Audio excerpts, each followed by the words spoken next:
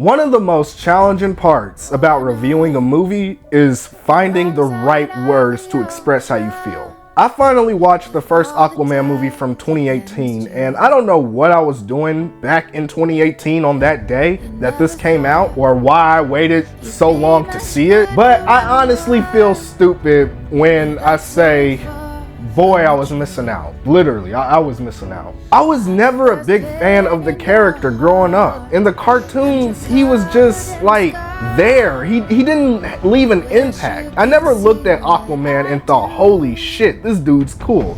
When it came to Zack Snyder's Justice League, I thought he was cool. I liked his personality. The whole lone wolf gunslinger act and his character dynamic with Batman made for some funny scenes. But overall, it was the same thought. Like, he's just there, not very impactful or that interesting. And when I think about it, maybe it's because he's overshadowed by the other members of the Justice League, maybe? Because that all changed when I watched the 2018 Solo movie.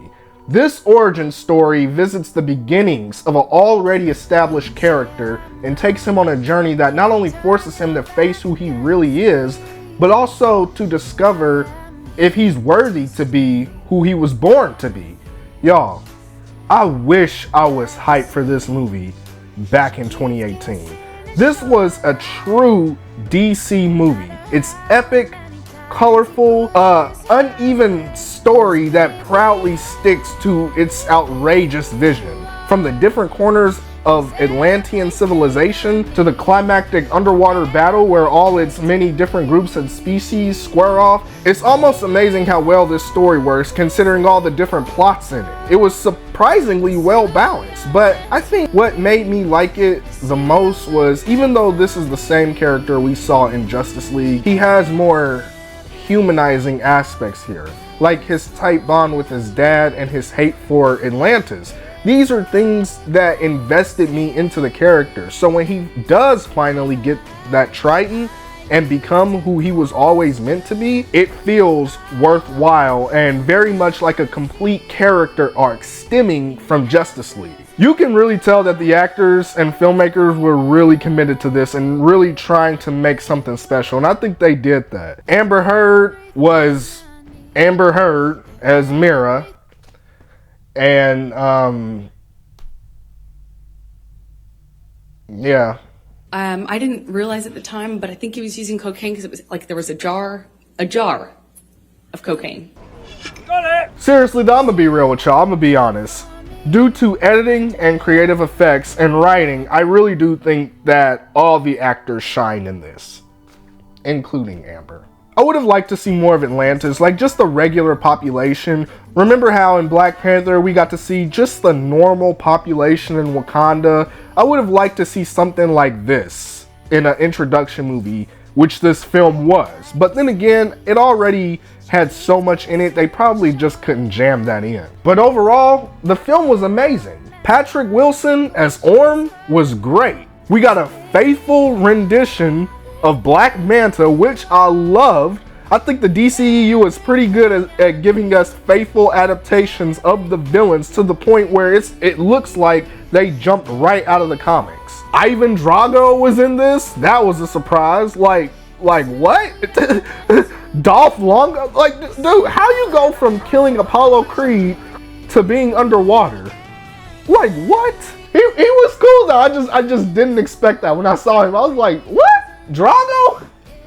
Guys, James Wan made a movie that anyone could enjoy. I'd give it a 9 out of 10, honestly. This is a good story in the DC extended universe that pays off in creating a exciting new world that the sequel will hopefully explore deeper.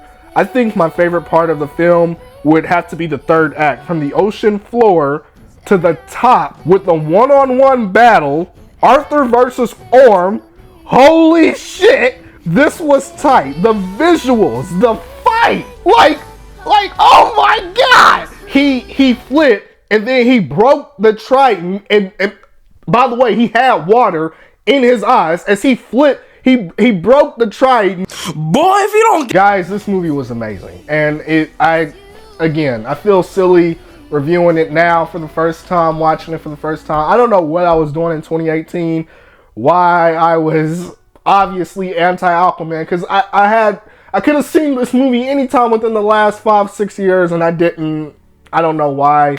But it has made me excited to see the second movie. I haven't seen it just yet, but I will see it and I will be sure to review it. And there's going to be a lot more talk about Aquaman on this channel because, again, very great movie, very great character. This is the kind of movie that did the character justice. This is what I was looking for all those years within the cartoons and Justice League and everything else. Like I said, I think he was overpowered or overshadowed by other members like Superman and Batman and Wonder Woman and Martian Manhunter. It's like those are the cool ones. The Flash, it's like that. And then it's like Aquaman. It's like, yeah, talk to fish, yeah. Do you talk to fish? The water does the talking. Of course. I hope you enjoyed this review, guys. Let me know your thoughts about Aquaman down below, because I know everybody else has seen it. I'm the only one who's late, so let me know what you thought about it down below. Thank you so much for watching this video, and I'll see you next time.